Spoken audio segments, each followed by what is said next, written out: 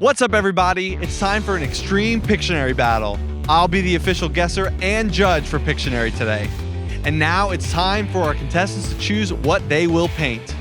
Today's category is wild card, which means it could be absolutely anything. All right, it is time for our players to pick their cards. A snowman playing guitar. Is that the thing with strings? Cam, since you won last time, you are going to go first. You're starting with a straight line, two straight lines. Oh, it looks like some kind of, you look like you put like a hat on those straight lines. Is it a mermaid? No, not a mermaid. Okay, maybe a tree.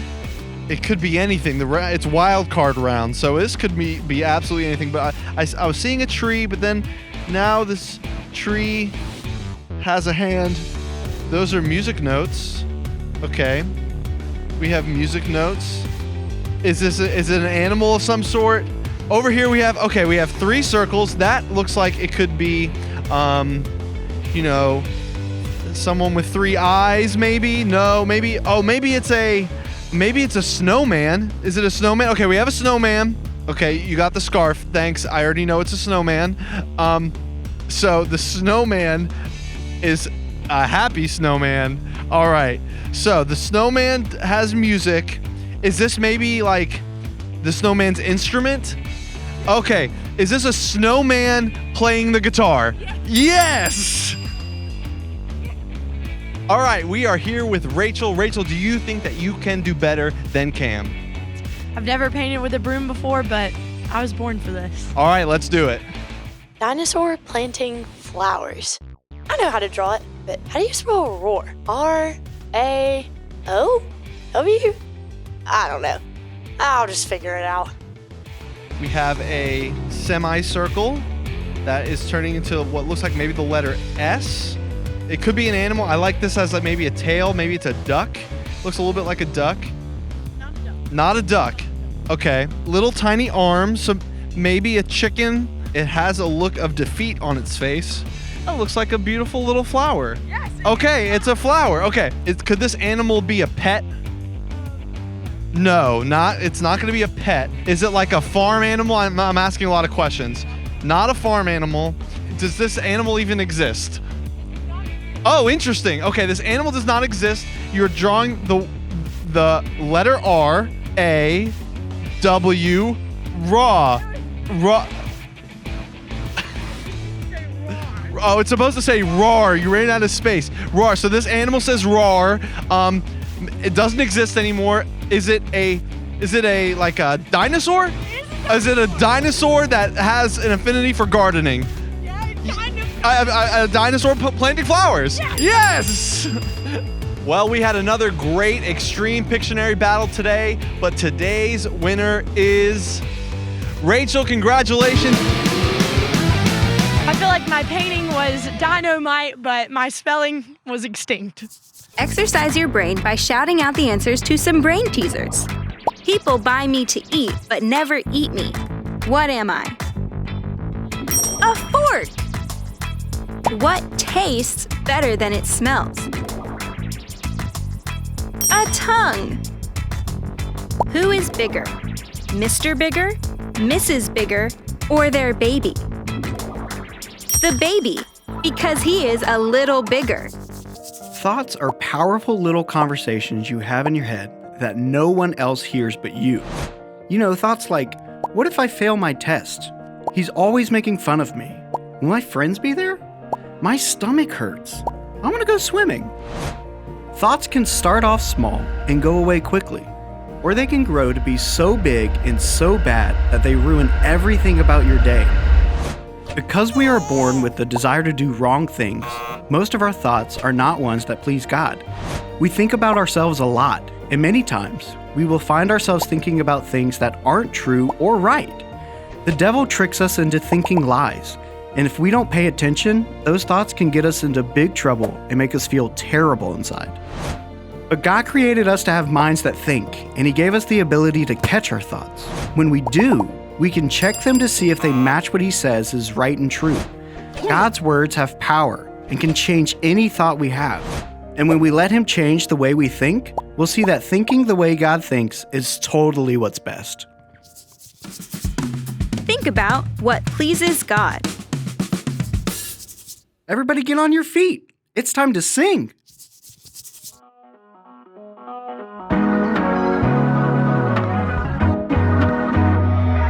Don't live the way the world lives. Don't live the way the world lives. Let your way of thinking be completely changed. Don't live the way the world lives. Don't live the way the world lives. Let your way of thinking be completely changed. I can think, I can use my mind to think about what is good, think about what is right. I can think, I can honor God with my every thought. He is all I want. Don't live the way the world lives. Don't live the way the world lives. Let your way of thinking be completely changed. Don't live the way the world lives. Don't live the way the world lives. Let your way of thinking be completely changed. I can think, I can use my mind to think about what is good, think about what is right. I can think, I can honor God with my every thought. He is all I want. Do this, think that, the world has got a lot to say. Our God says that the way we think has got to change. Catch it, check it, see what God has got to say. Let him change it. You'll see there is no better way. There is no better way. Don't live the way the world lives. Don't live the way the world lives. Let your way of thinking be completely changed. Don't live the way the world lives. Don't live the way the world lives. Let your way of thinking be completely changed. Don't live the way the world lives. Don't live the way the world lives. Let your way of thinking be completely changed. Completely changed. Great job. You can take a seat. Let me tell you about this guy in the Bible whose thoughts got him into a lot of trouble. Happens to the best of us. Who was it? A guy named Samson. Oh yeah, Sammy Sam. Wasn't he that superhero guy? Yeah, kinda. God had given him the gift of supernatural strength. So strong that he lifted up Noah's Ark with all of the animals inside and was like, "Come at me, rain." No, dude. Samson lived after Noah. But to really understand why God gave Samson his special strength, let's go back to when he was a baby. Wait, he had supernatural baby strength? Awesome. Even as a tiny baby, Samson was set apart for a special plan God had for him. Before Samson was even born, God sent an angel to his mom to tell her that she would have a son who would bring God's people victory over their enemies. Lex Luthor? Darth Vader? Cruella de Vil? Nope, their enemies were, wait for it, the Philistines. The Philistines? Who were they? They were a really strong group of warriors. But in order for Samson to keep his special supernatural strength and help save God's people, there were a few rules he had to follow. Like, don't eat SpaghettiOs in bed, or don't run up an escalator, or never ever throw cheese at a moving ceiling fan? No, rules like don't eat any unclean food. Oh no! Sammy Sam was having to throw his pizza into the dishwasher before he ate it? Poor guy. No, unclean food back in Samson's day meant that you couldn't eat food from pigs. Hold up! You're telling me Samson couldn't eat bacon or barbecue sandwiches? Yep, no bacon or barbecue, or pork chops, or Uncle Carl's famous honey ham. It was all off limits. Sheesh! Well, the other really important rule for Samson was that he couldn't cut his hair. Like, ever? Yeah, if he cut his hair, he could kiss his supernatural strength goodbye. I bet Sammy Sam was trying out some awesome hairstyles, like the super slick back, extreme mohawk, or mega triple man bun. I kinda doubt that. As Samson grew up, the Spirit of God came upon him many times, giving him great strength to fight the Philistines. But he kept breaking the rules God had given him, and he didn't care about pleasing his parents either. It all started with Samson wanting to marry a Philistine woman. Wait, a Philistine woman? He wanted to marry the enemy? Exactly. His parents tried to tell him that this wouldn't please God, but all Samson cared about doing was what he wanted to do. So he married her anyways. Over the years, Samson fell in love with not one, but two Philistine women, and one of them was named Delilah. So, did Samson and this new lady live happily ever after? Not quite. The Philistines were dying to know the secret behind Samson's special strength, and they paid Delilah some money to find out for them. And she fell for it, didn't she? Yep. She tried to trick Samson into telling her where his strength came from, and she nagged him until he finally gave in. Instead of thinking about what would please God, he gave in to the pressure and revealed his big secret. If you shave my head, I won't be strong anymore. Oof. Not smart. Big mistake, buddy. It really was. While he was asleep, Delilah had someone cut off 7 braids from his head. When Samson woke up, the Philistines put him in chains and he couldn't break out. Super strength gone. Mega bummer. So did he go from that superhero life to spending the rest of his days in prison? Well, while Samson was in prison, his hair began to grow back. And one day, the Philistines brought Samson out and chained him to the pillar of their temple. There were 3,000 Philistines and many of their leaders inside. I bet Sammy Sam was really wishing he had that super strength right about now. He was. So he prayed and asked God to make him strong just one more time. Then he put one hand on one pillar, the other hand on the other pillar, and started to push. He said, "Let me die together with the Philistines." And he gave it all he had. Whoa, seriously? The temple came crumbling down on Samson along with the Philistines and their leaders. And the super strength returns. Sammy Sam is back in action. See ya, fellas. Samson actually defeated more Philistines on the day he died than he ever did while he was alive. And even though many of Samson's thoughts and actions didn't please God, God still used Samson to give his people victory over their enemy. I guess God has a way of doing that, huh? He really does. Samson's story shows us that we can all be tempted or pressured to think about wrong things that will make ourselves or other people happy. And when we do that, we miss out on the good plans God has for us. Instead of giving in, we can ask God to help us catch those thoughts and focus on what pleases Him. Everybody get on your feet. Strike a pose like the one you see on the screen. See if you can freeze and hold it before it's time for the next one.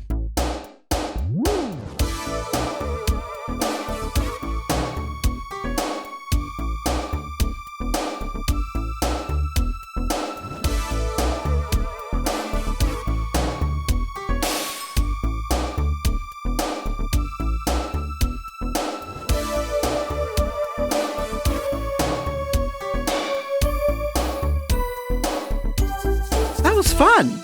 Now take a seat.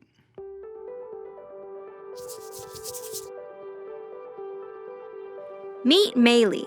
Maylee gets invited to a sleepover at her friend Sadie's house. But as they're getting settled in for the night, Sadie says that she wants to sneak and watch a movie that her mom says is off limits. Maylee knows her parents wouldn't allow her to watch it either. She wants to suggest another movie, but she worries Sadie will get mad. Plus, she thinks, is it really that big of a deal? What's the harm in watching it just this one time?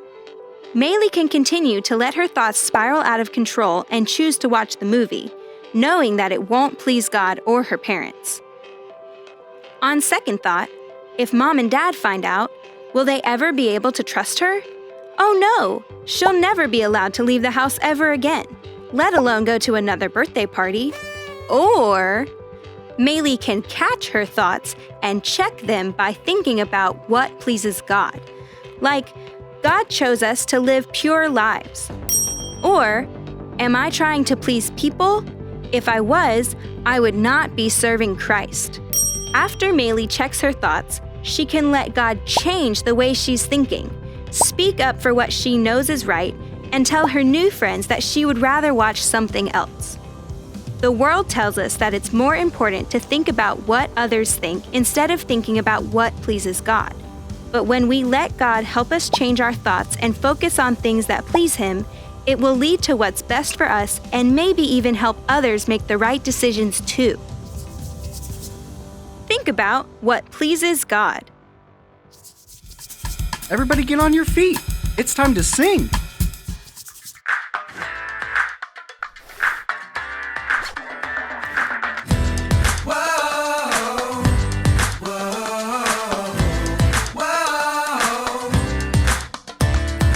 It's not enough to get by a life that's not humble. Lord, I wanna be kind. You've shown me how to live. I wanna know your voice, to do what you tell me. That's what matters most. That's what matters most. Hey, hey, hey, hey. God says what's good, telling me to live in the way that I should. God says what's good, telling me to live in the way that I should. Be kind each day, living hunger to obey. Whoa, whoa, whoa, whoa, whoa, whoa. It's not enough to get by a life that's not humble. Lord, I wanna be kind. You show me how to live. I wanna know your voice, to do what you tell me. That's what matters most. That's what matters most. Hey, hey, hey, hey. God says what's good, telling me to live in the way that I should. God says what's good, telling me to live in the way that I should. Be kind each day, living hunger to obey. Whoa, whoa, whoa, whoa,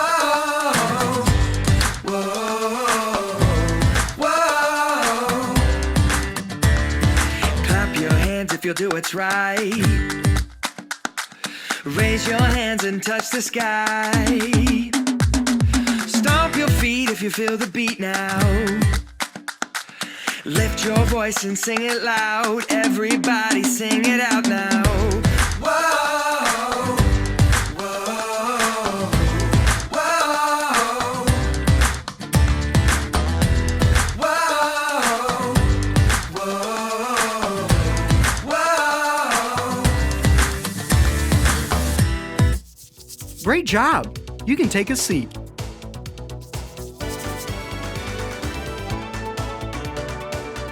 Memorizing verses from the Bible will help us remember what God says when we're checking our thoughts. Let's see if we can memorize this verse from Romans 12:2 together. Say this after me. Don't live the way the world lives. Let your way of thinking be completely changed. Then you will be able to test what God wants for you. And you will agree that what He wants is right. Romans 12:2. Now let's see if you can remember it after we cover up some words. Don't live the way the world lives. Let your way of thinking be completely changed. Then you will be able to test what God wants for you. And you will agree that what He wants is right. Romans 12:2. Way to go! Recap what we've learned today in exactly 10 words. No more, no less. Think About what pleases, God not about pleasing other. people. Yes! Samson Thought about what he wanted instead of having chocolate chip waffles. That sounds good. It really does. Let's go get waffles. Yeah! God Wants to help me change my thoughts. Go us! I can pray.